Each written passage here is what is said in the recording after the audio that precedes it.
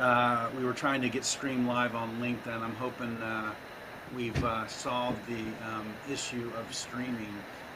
Our expert, Chris, will figure it out for us in the future, our producer. But welcome to this Saturday morning. We're about 5 minutes late.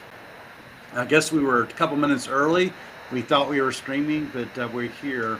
I want to actually welcome our guest, Matthew Stafford, e-commerce expert, and he's going to tell his story today. And we're excited to learn more about your journey, Matt. So welcome. Thanks for having me. Looking forward to Yeah, the and then conversation. and Adam, welcome again as the co-host, and Chris is our producer and I guess tri-host as well on Drink Up. So we're excited to get into it today. But before I move forward, I just want to call out a couple of our sponsors. Bev Assets, thank you very much, Alicia Vargo, for sponsoring the podcast along with me, and then Adam, thanks for Alias Advising, and then I have to call out our friend Jay Williams. So Jay actually is the proprietor and owner and founder of Freebird Water. He actually sent us a few cases. So Adam, I'll certainly share with you, and Chris, you have to just drive up and come grab your Yeah. water. So I'll be enjoying this bevy today as we get into the conversation. But with all that being said, Matt, so I know we were talking earlier, and Adam, you might want to mute your line because it's kind of noisy. But tell us about your journey from concrete to e-commerce. I'm not sure how that ties together, but very interested. Have you share that this morning? Yeah, I don't think it does. It was quite a pivot. I was traveling. I was on the road about 200 days a year. We were pouring flat work floors and parking lots for Home Depot, Menards, Lowe's, all these big box stores. And so about 200 days a year, I was in a hotel. And I went to a Tony Robbins event, and he marketed a program that was like a monthly program where you get a DVD and a booklet, which kind of actually dates because I don't know when the last time people sold DVDs, but it was about probably 15 years ago. And it was the first time that I had actually even thought about people selling stuff online and making money that way. And so it very much intrigued me, and so I started playing around with it. I got into SEO, did that for about a year and didn't enjoy it. Felt like that was not the way that I wanted to pivot. And then a site came out called Teespring, which is where you could come up with a funny saying or a design, you put it on a t-shirt and you run ads at it. And that worked really well for me. I actually had the very first shirt that I did was I was scraping people's names from Facebook IDs, and I used the name Schmidt. And so I came up with a shirt that said Schmidt happens. And then I sold it to all the people Adam named probably Schmidt. has that T-shirt, by the way. I'm sure. And so it ended up doing about, I want to say like 10 grand in net profit in about 48 hours. And I was like, oh, this is interesting. Of course. And before, I started figuring it out, that shirt ended up making me about 100 grand. And I ended up doing about 15 million over the next 3 years selling t-shirts. And so I had sold my concrete business and the two salons that I owned and went into online business full time. Wait a minute. So concrete salons to T-shirts to e-commerce, Yeah. and you made 15 million bucks in how many years? It's about a little, just a hair over 3 years. That's amazing. And was it just you doing the T-shirt business? No, I had someone that would do the designs. I would come up with the ideas and then run the ads. So it was actually a really good, it was a fun time because it didn't require very much from us at all. We actually put our designs onto a platform. You'd sell them in a campaign. You could set the campaign length, and when it would end, if you had sold more shirts, they would print them for less, so you would make more money. And if you didn't sell as many, you would pay more. So no lie about this. I was in graphic arts in high school, and the only places I got A's was in graphic arts and photography. Everybody else, I was a C student, to be perfectly fair. But graphic arts, and we actually did the screen printing, and we made T-shirts, Yeah. you know, and stuff. Is that how you did it? You like to take these screen print them and then put them down and make Well, them, we or didn't, they did. The okay, platform printed and shipped them for us. So all we had to yeah, do was come up with the designs and run the ads to it, and then they would wow, sell us. So if we would sell a shirt for $30, we'd have $10 in the shirt printing, and then we would have $10 in ads, and we'd make $10. That was the goal. Holy And cow! So the margin's incredible. yeah, yeah, Oh man, But that is amazing. it was kind of like a pre-sale, wasn't it? yeah, You yep, yep, pre-sold during the campaign, and if you sold yep. The more you and sold, then the I cheaper they like would that. print them and ship them for you. So if you Yeah. sold like 10, you might cost you $14 a shirt, and you'd cut those campaigns and go, yeah, it's not working, and cut your loss, and the ones that were working, you'd scale them up. Wow, so you could see really That quick was what's probably your best working. client. Yeah. Well, you can see what's working out, but why would you leave a successful business, 3 years, 15 million? Seems to me that's a great business. It's a great lifestyle business. Yeah. Obviously, I'm assuming you just reached a point where it wasn't scalable. Is that the No, reason? Or? that platform made some poor decisions, and it kind of they were growing and scaling, and made some bad decisions, and so it went away. Okay. Um, Oh, I so I out of ended up necessity, you had to pivot.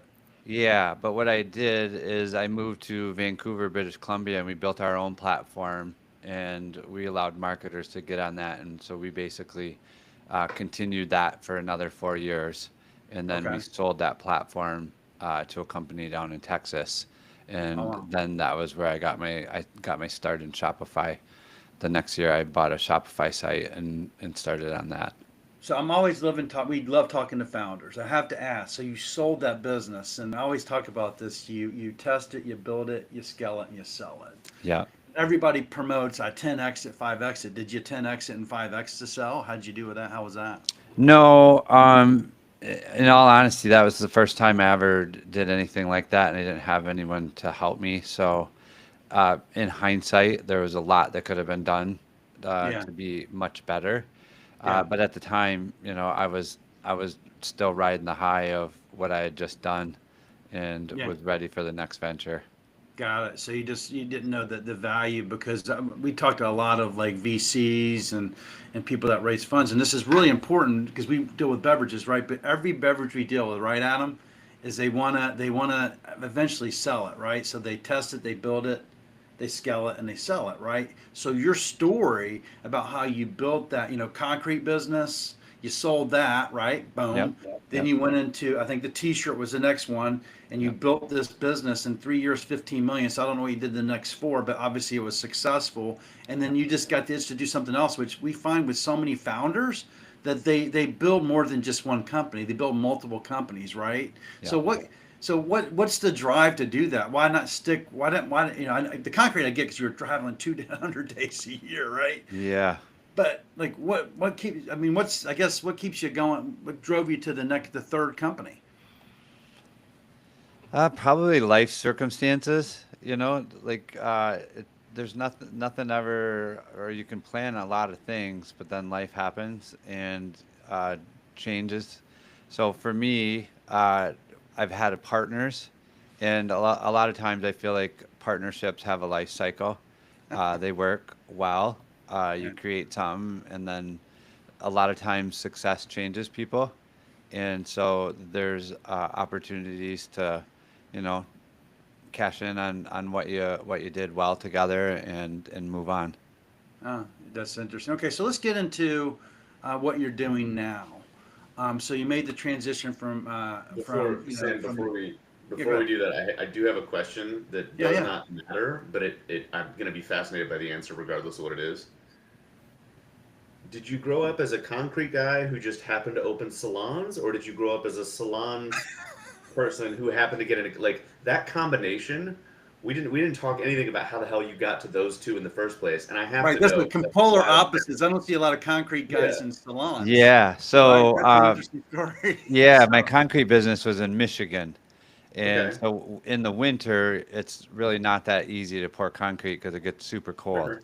Right. And I was actually at church, and my best friend's dad came up to me and said, he goes, you should buy our tanning salon from us. And 7 days later, I ended up owning it. And over the winter, I doubled it in the first 12 months, and then the Oh my next God. year we doubled it again. And I was like, oh wow, this is pretty fun. It gives me something to do in the winter when we're all laid off. And so I ended up buying into a franchise and building another large one down in Grand Rapids, Michigan. So Okay. I had the concrete business and the 2 salons. So it's a So now, tanning salon. It wasn't- networking is how we got from concrete to salons. Networking. Yeah. Yeah, Okay. yep, literally. Yeah, and the fact that there was a slow period that I Right. wasn't good at sitting idle. Sure. No, that's like I said, I knew I was going to be fascinated by the answer regardless of what it was, but I had to ask. Yeah. Yeah, and so this is what's great about Adam is he is the thinker of the team, and he'll just like there. He's a great listener as well, and he's gonna like, look, okay, let's go back and can you replay that for me, Matt, and how you got there, right? Yeah. So, so now you're in this e-commerce space, and it seems to be. We talked to our brands about e-commerce, like to build a brand. Matter of fact, I was just on the Women of the Vine and Spirits with another e-commerce pro, and he was talking about that you can actually build a brand first e-commerce before you actually go into the real world with brands. Is that true? Like, You mean before you go into retail? yeah, Oh, yeah, yeah. Like the majority of the businesses that we work with are only online. They don't okay, have a retail presence. We're just getting into we have a couple of really large clients. They do about 80 million B2B, and they're trying to break into the online world. And so it's a brand new education for them. They don't yeah, really translate well back and forth, but they do help each other. So what they do in stores ends up driving a lot of visitors to their website. Most of the time, they're not good at optimizing their website because they don't understand online sales because all they do is, they have reps and business representatives that sell into these different um, conglomerates, and it doesn't translate well into D2C. so yeah. From my standpoint, we work with a lot of small brands. I'm sure Adam will chime in here as well and Caress, but we have these brands that come to market, Freebird or Even or whatever, name a brand, right? And they can't get like people like Walmart to even give them the time of day because they Right. don't have the velocity to actually be considered, right? So that because there's a fight for that shelf space. So I'm assuming that you could build that velocity through your expertise to build a story to actually go to Walmart with a brand. Is Yeah, that what that's you the goal. do? Yep, our Okay. goal is so average e-commerce converts around 2%. Okay. And when I got into the e-commerce world, I started a kitchen supply store that had like choppers and avocado tools and stuff like that. And I was selling 300 sales a day and started scaling it up. And then I started adding like upsells and things to my store, and it got worse and worse. And so I went from being very profitable to some days I'd lose money, some days I'd break even, some days I would make a little bit, and it wasn't working. But I had about 250 grand worth of kitchen Hmm. tools in my warehouse. And so I was panicking, and I'm like, I got to figure this out. A guy was selling a program. Uh, I think it was $1,000 for 6 calls, and he would go through your Google Analytics with you and teach you how to look at your analytics. And when I did that, by the end of the 6 weeks, I had found enough stuff in there that I changed my site, and I was making about 400 sales a day and back to profitability. So it's a scale. You had to hit a threshold to be profitable or whatever.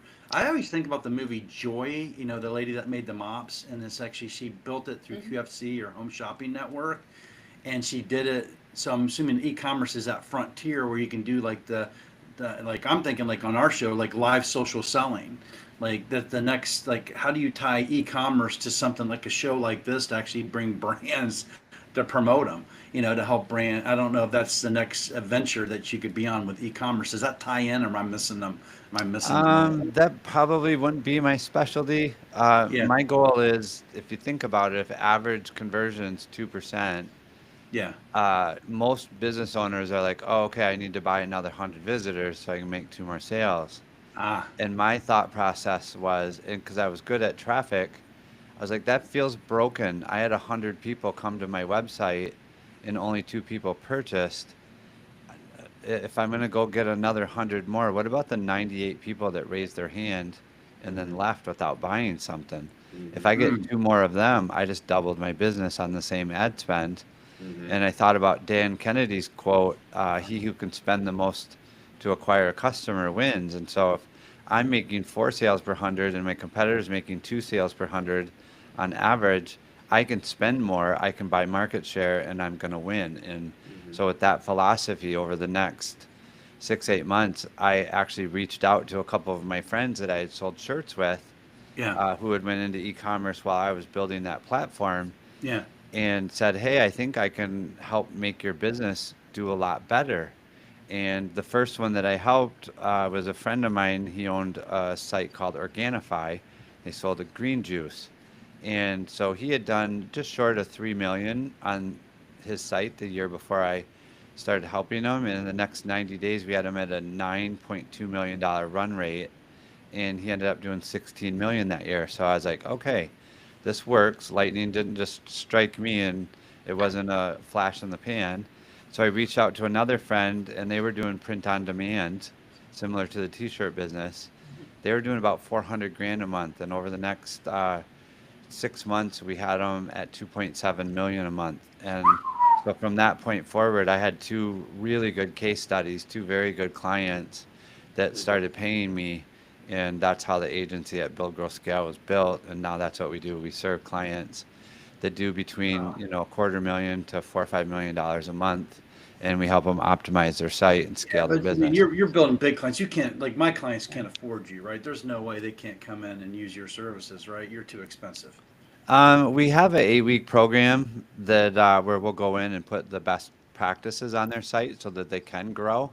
Okay. Uh, I was and being facetious, by the way, but I wanted yeah, to see how we, because we have brands we'd love to connect you with, by the way, yeah, like sure. starting out. So it's an 8-week program to explain it. Yeah, that's a 8-week program where we go and just we look through their website, do an audit, and then create a priority list with them, show them in their data where and why we want to make those changes, and then upgrade it so that that program pays for itself. And then it also, for me, I really love what I do. I come to work excited every day, and I don't want to work with people that I don't like. And so that 8-week program is kind of like a date before you get married, and we get to know them. They understand the cadence of how we operate, and if we can make it long term, that's cool. And if not, they're going to go away and understand their website a lot better. What's your conversion on that? Because we have a 90-day program that we do with clients. It's really reachable. Like, do they stick with you, or like, what's the fall off, I guess, or like, what percentage actually stick with you after the 8-week program? Most of them, I would say not all of them qualify for the full on partnership just because they're not doing enough volume, but Yeah. they'll keep using our services and do different things. Probably 70%, 65, 70% of them. And Matt, what is that? I might be asking for somebody I know who's in this room with me. What does that 8-week program cost? It's 15 grand. We Okay. charge them $7,500 down and then $7,500 for weeks, Okay. and it takes them through the entire 8 weeks. Do you get actual ad spend in that 8 weeks or anything? Any activation? Yeah, we don't buy ads. We make the ads work better. So if Okay. the more eyeballs that are seeing the site, the better we can work because we use data. I'm very product agnostic. I don't care what you're selling. What I care about is what the people are doing when they get on the website and how do we get them to take the action that you want them to take. And so we have a very systematic process where we go through the site. We actually start at the cart and the checkout because if I make your home page work better, that just drives more people to your category page or your product page. That didn't make you more money yet. So I'm going to fix your checkout and your cart first, and then go to your product page, then go to your category page, then go to your home page, which feels very backwards to the owner because they want their home page to be the best. Yeah. But if we do it that way, then every page we fix creates more money. Interesting. So- So this, and does it tie into the, and I'll let you go, Adam, just one quick question. Yeah. The 100 and the 2 that come, but you're going to go back and focus on the 98. Does that help you find the 98 on the one ad spend if you do that work? 100, yeah. We make ads work better. We make 4 or 5 convert out of 100 instead of 2. Right. So in the long run, I'm paying you 15 grand, but the reality is I don't have to buy another ad spend because I'm going to work the ad I bought more effective. Yeah, your ads will be more profitable, so you can actually scale them, or actually even drive traffic from more sites, more Got different, it. more platforms. Adam, you had a So, question? yeah. So kind of to play off of Sam's question, it's one I ask everybody, and before I get to it, and I'm prone to doing this as well, I just want to call out, reiterate some of the things you've said, right? 3 years, $15 million. I can't tell you how many brand owners I talk to who are in the idea phase, let's put it that way. And I'll say, like, what's your goal? And they'll say, well, my goal is to, exit and sell the brand. And I'll say, okay, what's the timeline you're imagining that's going to happen on? And they go, well, like 5 years. Don't get me wrong, every industry is different, but the average in CPG is like 12. Yeah. If you're good, right? If you're really good. Now, if you're Ghost or somebody, you do it in 8, awesome. But 3 to 5 is almost unheard of. But I love the additional call out you made of, like, it was my first exit and I didn't really know what I had. I think that's something else a lot of people don't consider, is they think, yeah, I'm going to grow this, and then somebody's just going to offer me a shitload of money. No, you have to tell them what it's worth, right? Yeah, selling a business, there's a whole business in selling businesses. Totally. And the more times that you exit, you get better and better at it. You learn, I learned the Sure. lessons the hard way because I didn't get a mentor, and I'm just rock-headed like that sometimes. No, but I mean, I think it's and Sam and I have talked about this, and I've made posts about it on LinkedIn before. Like, for as much as I love and I applaud people when I see the LinkedIn taglines that 3 times exiter, founder, whatever. Cool. That's only half of the story. Tell me how many times you fell on your face, Yeah. right? That's what I want to hear. That's where all the lessons are learned, is in the mistakes. Right. Yeah, we don't. I just finished my second dark retreat, which is where you spend 4 or 5 days in complete darkness and silence. I got out of that and did a Temescal, which is a Jesus. Mexican sweat lodge. And so what I realized after that, because I journaled for the next 2 days once I was done with those experiences, is that all of the growth happens in the struggle. It's not in the celebration. And so Totally. when we're going through those things, being aware enough to question our assumptions and not let our ego get in the way is where we can advance and grow a lot more and a lot faster. But Wow, what that the is so lessons are. powerful. No, I love it. What you said. That could be the clip of the day right there. That's the clip of the entire 3 years I've been doing this, by the way, Adam. I'm Right. going to go find a sweat lodge, and Matt, I'm coming up to find you, and we're going to go do this together so I can journal, and I will leave ChatGPT behind and Yeah. actually journal. which is Yeah, so it's amazing. For me, I realized that our mind is so determined to keep us safe that at the first hint of struggle, it tries to claim that that's your limit. And when you go through an experience like those, you realize that there is several gears beyond what you thought was possible. And the moment you see that, you can't unsee it. And for me, over the last 6 months, our business has grown over 60%. And I believe before the end of the year, it'll more than double, just because of the change in the mindset from the learning that you get in the struggle. Is that manifesting a little bit, to learn how to manifest? If you believe it, you achieve it. If you, like I said, it already happened, is that part of it? Like you have to push your mind beyond the limits of what's. That's not how it's worked for me. I'm not saying that some people that wouldn't be their discovery. For me, it's just been when I say I'm going to do something now and I don't feel like it, I still do it. So, the having 100% integrity with yourself and being willing to understand that when your mind says, "Oh, I don't feel like it," that's not an excuse to not do it. Right. Right. That's So amazing. it reminds me very much, and I'm pulling them up because I've read the book a while ago, but it reminds me of the Four Agreements, which I'm sure you're familiar with. Yeah. Great book, real short for anybody Yeah. who's out there listening who's not familiar. Good book. So the question that comes with that entirely long preface, and that was super insightful what you shared, is, so let's say, because again, it's a lot of who I talk to, and I know it's a lot of who Sam talks to. Like, I think an 8-week course for, 15 grand, big picture is a drop in the bucket when you think about the, the numbers you're sharing and the value you're getting out of it, and the insights, and understanding how to read your data. Like, that is a perfectly valid and valuable spend, right? That said, my question is for brands hyper small, like the ones I often get into conversations with, who maybe they have a website. If they do, it's probably not set up great. It's definitely not set up great. They probably don't even have one yet. It's in the process of being built. Like, would you recommend that 8-week course is something that they budget for, or is there something they need to do first to get there, and what does that look like? Yeah, I would say we also do an audit. It's like Okay. $1,500, and Yeah. so we can go through an audit and give them a 10, 12-page document, and they can go through and make those changes, and that's Okay. going to help them get to a point, hopefully, where they Okay. can buy ads and make some money, and then get to that. Cool. And then there's all kinds of free resources on our site.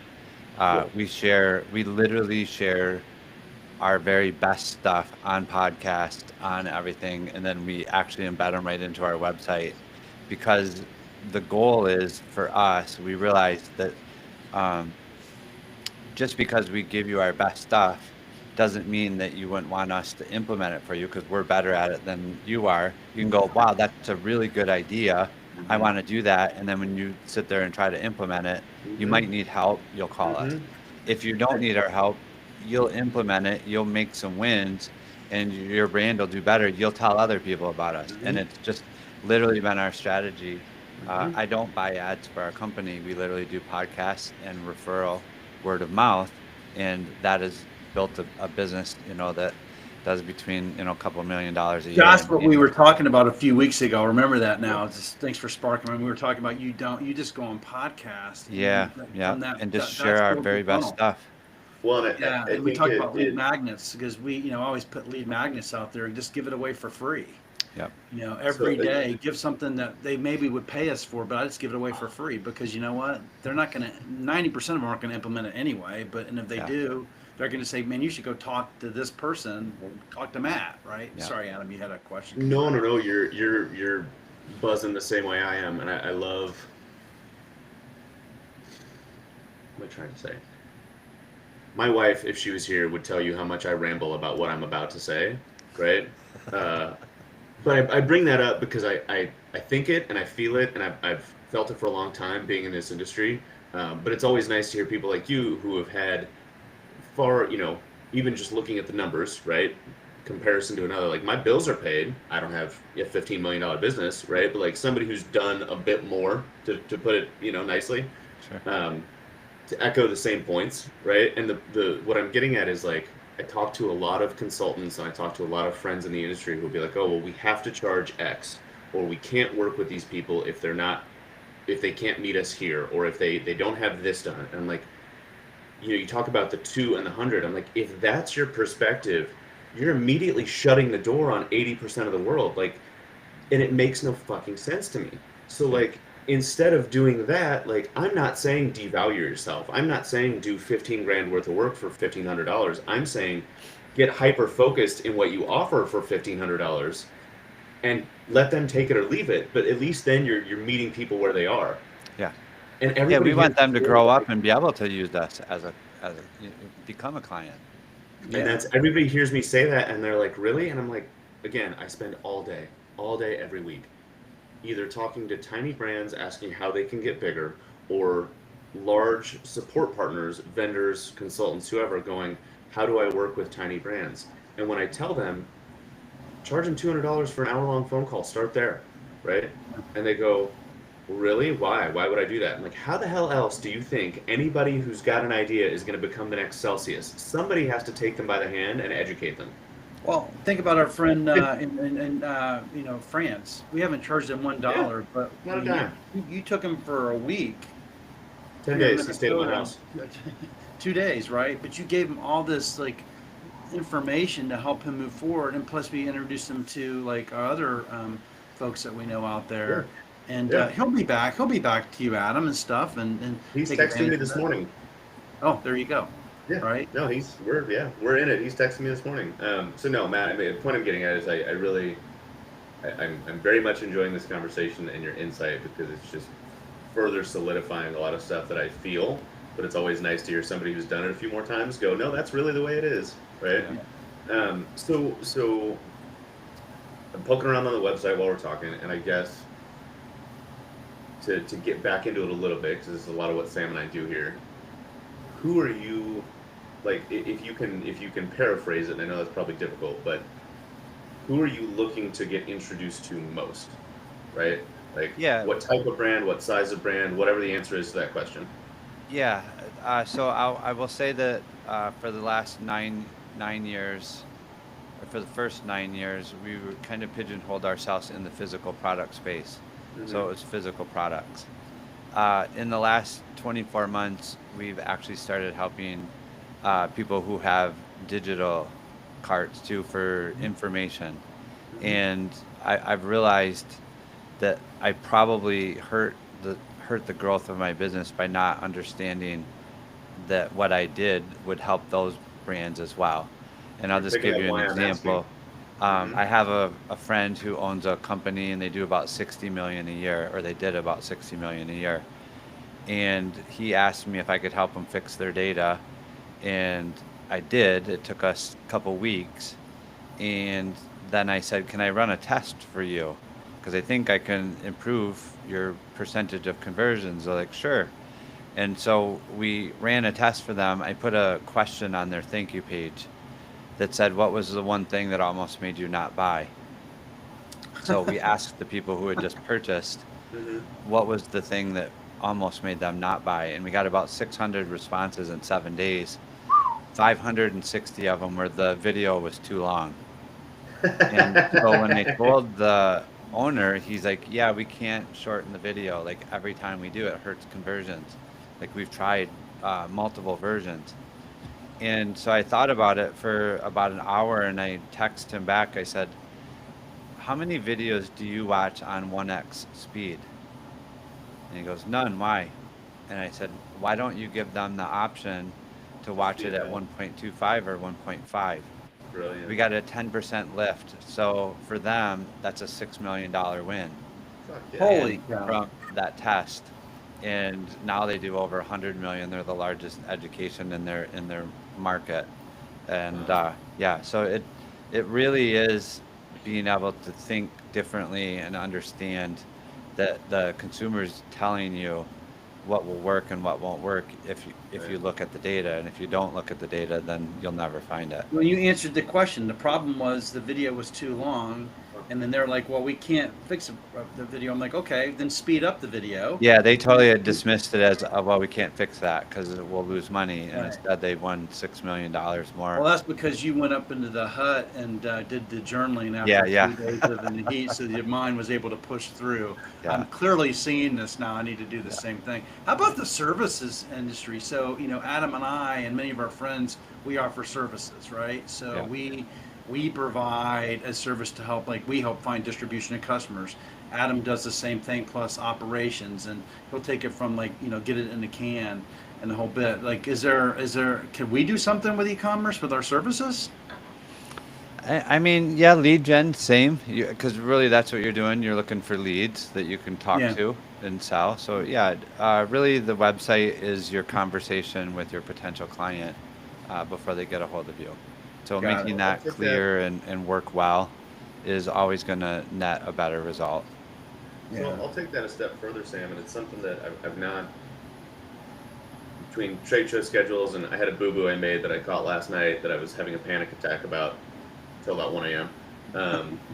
But at some point here in the next couple weeks, I have time blocked. I have a couple times blocked to work on this, but like from my perspective, there's that. Sorry, I don't know what's causing this white noise. It's okay. It's not too bad. You're okay. Keep on going. Okay. So like on my site, and again, ops is obviously a little bit different than sales, but like I've started playing around because a buddy helped me build a very basic Square site, and he works for e-commerce. That's his job, and so it's a little nicer than the average bear. But there's a section where you can put, and I'm not going to say any of this correctly, but basically you can put a cost of goods spreadsheet that I would put together for someone, right? I built it out, and I'm still working on making it better, but I built it out in a way where there's instructions, like put this number here, put that number there, and then when you do, the formulas are there, the conditional formatting's there, and so you follow the instructions, but that's behind a paywall. So it's like, hey, if you want to pay me to actually, kind of like the 1,500, 15 grand thing, like if you want to pay me to actually do it, let's talk, and that'll be a little bit bigger number, and we'll take some time. But if you've already got all the information and you just want a spreadsheet that captures it all, and you need a template that somebody's made before that's done it, pay me a few $100, pay me $1,000, whatever. Like, it's behind a paywall, but it's yours. Take it and do with it what you want. You can change it, so on. And I want to do that with like 4 or 5 or 6 other documents, and then get into like a video series thing, just like I used to do with my lab learning videos, where some are free, but they're shorter. Some are more long form, but they're maybe paid for. And I see Matt nodding along. I'm assuming, Matt, that's the kind of stuff when you talk about non-physical products that you could help a lot with. Yeah, 100%. Where they can make sales for digital information or videos or papers, whatever. Yep. So it's basically just e-commerce for a digital product. Yep. And what we realized that was so cool about that is with physical products, when we make your site convert better, a lot of times that creates other problems. Now you need more distribution, you need more manufacturing, you need more customer service. Where with digital products, you can scale it up infinitely fast, and you can double, triple, 100x a business in a year, and it doesn't take any more other than a couple of admin. And so we realized that there's a lot more potential there Yeah. to grow faster and a lot bigger numbers with the Yeah. same service that we're doing. Yeah. That came from a buddy who shall remain nameless, because he's asked me to for now. He's still working a day job that he doesn't want to know is that he's moonlighting. But that was his whole point. He was like, "How are you making money?" Because he does e-commerce. He works in conversions for a larger company, and I was like, "Well, it's word of mouth, it's friends, it's referrals, and it's working. Like, again, bills are paid." He goes, "Have you ever thought about, just like paid online, you have a video explaining something, and if it's 2 o'clock in the morning, people want to educate themselves, they can go find it." I'm like, "No." He goes, "You should." Okay, like that tracks. It makes perfect sense to me, Yeah. but I never thought about it. Yeah. Yeah. Yeah. Well, I got so a couple questions getting into it. So what would you want to like, so you're here, you obviously have built your business by coming on podcasts like us, right? So thank you, first of all, for joining us, and the information that we're sharing and your journey has been incredible. But for your business, what would you want to like convey to folks here today that are, about your business? What do you want them to know about e-commerce? And what obviously you scrub the website, you actually, activate, that ad spend to make it more effective, so they can actually get more, I guess, more people to show up. But what other things do you want to convey to folks here this morning? I think it's the greatest time. I think we're living in the greatest era ever for business and online business. I feel like e-commerce is probably, if you liken it to a baseball game, we're probably in the 3rd inning, and things are just going to continue to get better. I mean, before COVID, less than 10% of sales were made online. During COVID, it went all the way up to 33%, and then now it's back down to like 27, 28%. So we know that the people who buy online right now are still early adopters, and it's just going to get exponentially better. It's also going to get exponentially more competitive. So I would say there's no time like now to get started. Right. So get in now. But it Yeah, won't be and you late, can but- use AI to make your team way more effective. So I have friends and companies that we work with that instead of needing 30 team members to do 3 million a month, they're doing that with 15. One company, they have about 15 employees, are doing about 5 million a month. Amazing. So if you're a brand or a service, or a digital company, I would say, get into e-commerce now. Take advantage of services like what Matt offers. When you have if I have a brand, I say I have a tequila brand, out of about say $159 to $179, and they want to get started in Houston. Is it good to get started e-commerce versus physical? Do you do e-commerce first? Do you do physical? You do it at the same time? What's the best approach for a brand that's coming to market? Let's say Yeah, I would do the market research and see how many people are searching for tequila online, and then figure out what they type in to do that. And then what I will say right now, there is a huge shift. In fact, over the last 24 months, Google has lost about 30% of their search volume because now people are typing the searches into the large language models rather than Google. And so an entirely new industry has emerged called AEO instead of SEO, and where all of these big legacy brands have dominated the market because they've been putting out content for 30 years.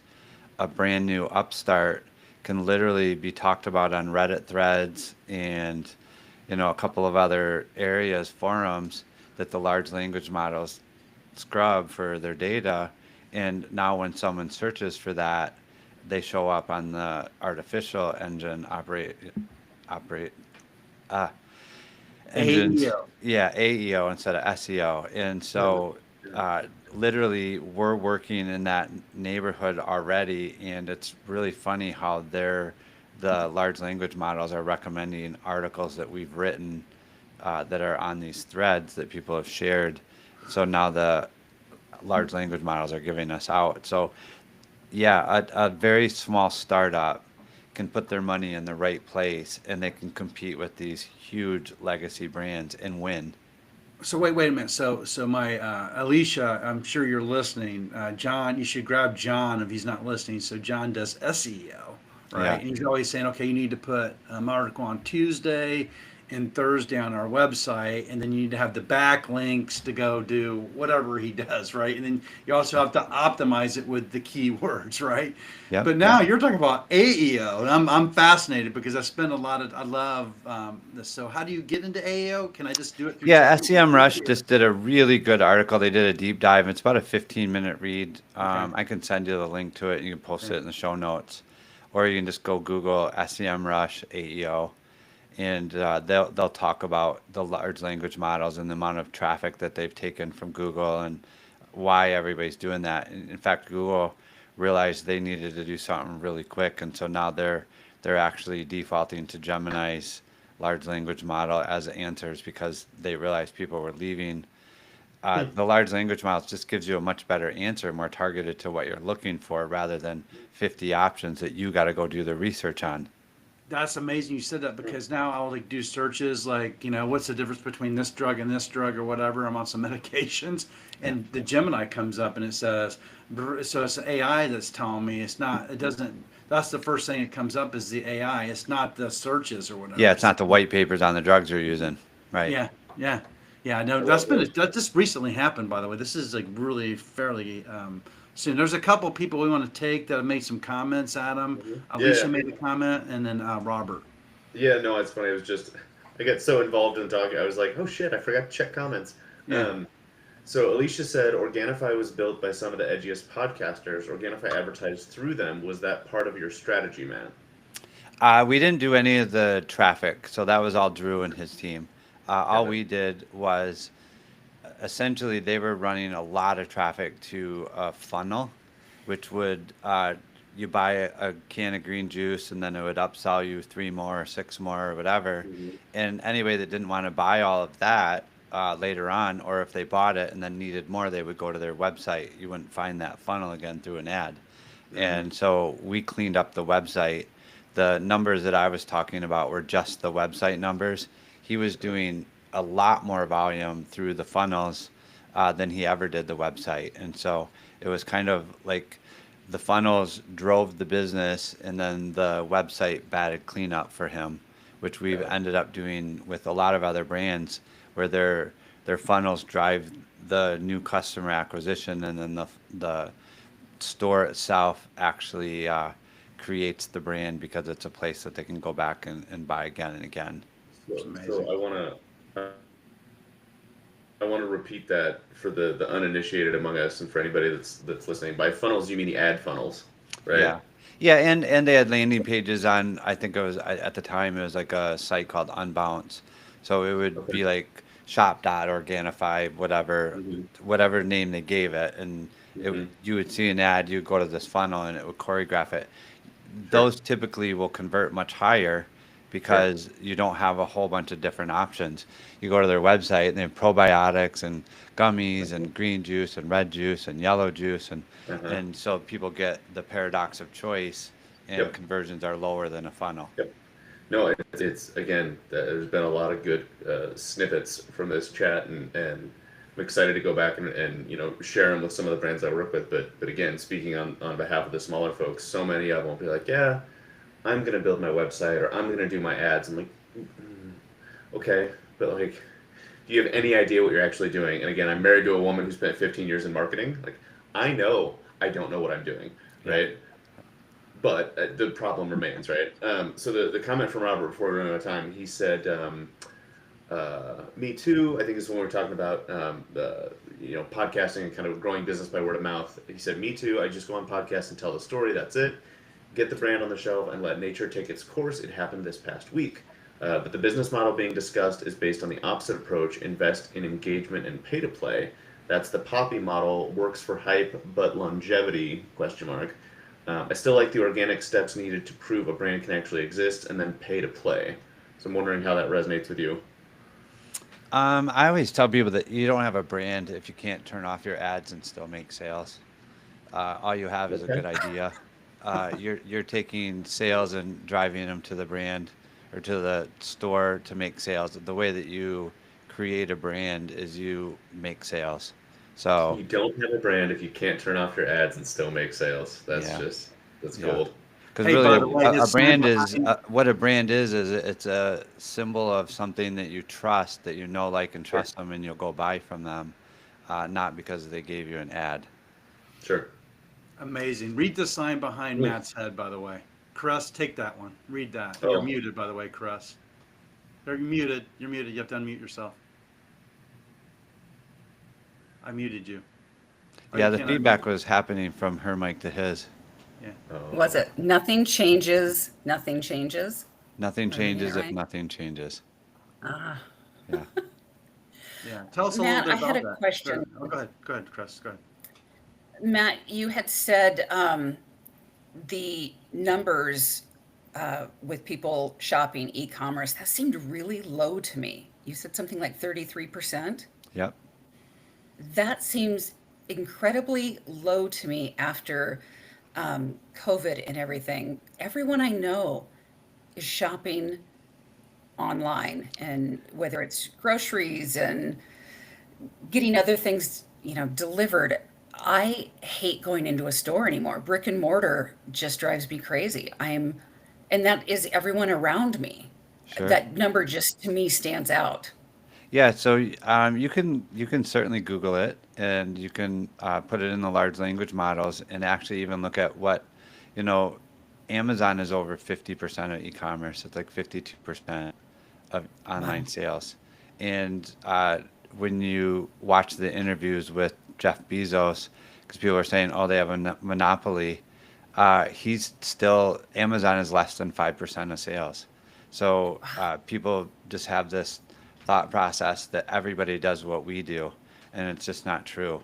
If it was true, then all of these, different brick and mortar establishments wouldn't It's even exist. fascinating to me. It's fascinating. Thank It's you. amazing. All right, so we got a few minutes left. We always ask everybody that comes on the show, Matt. Maybe I didn't prepare you for it, but I did ask you a few weeks ago, and Okay. you've kind of answered the question I'm about to ask you. I know you're going to have a solid answer for this, and there's no right or wrong answer.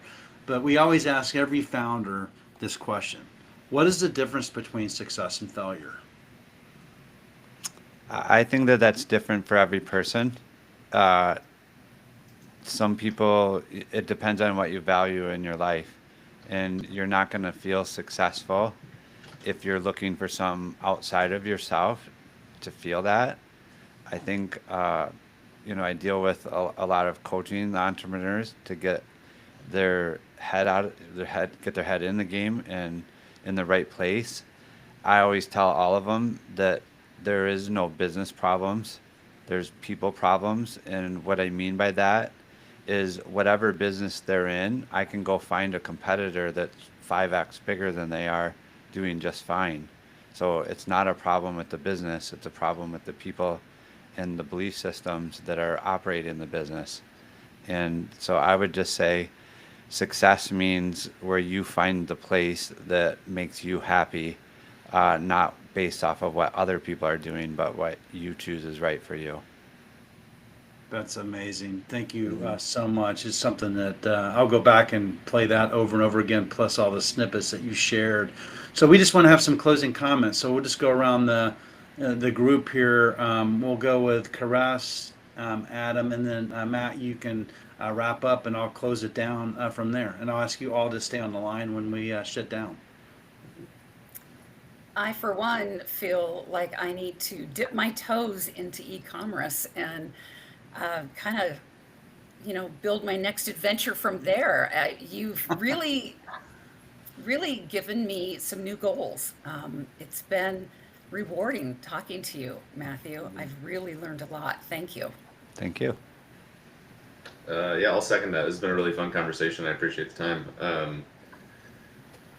Yeah, I'm gonna go back to even for myself, right? Like, I'm not running any ads at the moment, but if I think about, like, if I was to stop, this shameless promotion of myself to my friends and others within earshot, would business still come my way? And I mean, sometimes it would a little bit, right? So maybe there's a little bit of like an actual business or a brand that I have, but it's definitely a question worth marinating on and figuring out how to, have a more confident answer to it. So I think that's my biggest takeaway. Yeah. Yeah. And Matt, would you like to leave everybody with any closing thoughts from you and about your journey, about your business? Please share. Yeah, I would just say never give up. Like we were talking about earlier, the struggle is where you learn the lesson, and there's no such thing as failure if you use it as feedback. You're trying something and it's giving you feedback that it's not working, so you can iterate and then try again and iterate and try again until you get some traction, and success leaves clues. So don't try to reinvent the wheel. Find people that are doing it and model them to an extent that you can create the success for yourself. Man, you need to write a book, by the way, if you haven't already, in terms of the information shared here is so powerful. And then if you are coaching entrepreneurs, good for you because you've been on that journey. And this is the knowledge you bring. And something that rung true with me is the fact is that your mind will limit you if you let it. Right? So, you can 100%. push much further than you know. So, like you said, don't give up. This has been a wonderful discussion. We'll make sure that Caress connects with you so we actually do put this on Apple and YouTube, all our social channels, which you can find us. We'll actually put how they get in contact with you and your business for sure. But thank you everyone this Saturday for joining us at Drink Up. We really appreciate those that join us in the chat. Alicia and Robert, thank you for your questions this morning. Greatly appreciated. We always appreciate participation here. And Matt, Adam, and Chris, thank you as well. Thank you. Super fun. Thanks. Yeah.